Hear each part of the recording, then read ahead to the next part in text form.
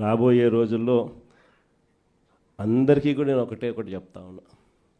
ఇంత మంచి చేసిన మనకే ప్రతిపక్షంలో కూర్చున్నాము అని అంటే ఇక ఏ మంచి చేయని మోసం చేసిన ఈ చంద్రబాబు నాయుడు పరిస్థితి ఎలా ఉంటుంది అని చెప్పి నేను వేరే చెప్పాల్సిన పర్ల.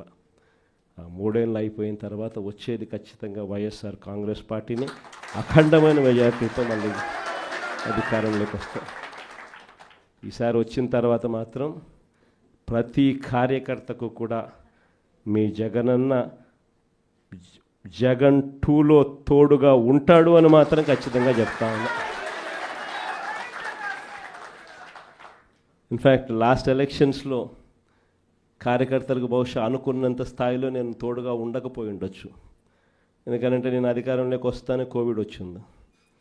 అధికారంలోకి జూన్లో అధికారంలోకి ప్రమాణ స్వీకారం చేశాం. మార్చ్ కల్లా కోవిడ్ వచ్చేసింది. దాని తర్వాత 2 సంవత్సరాలు కోవిడ్లో ఇంకా వేరే దాని మీద ధ్యాసే పెట్టలేకపోయినాం.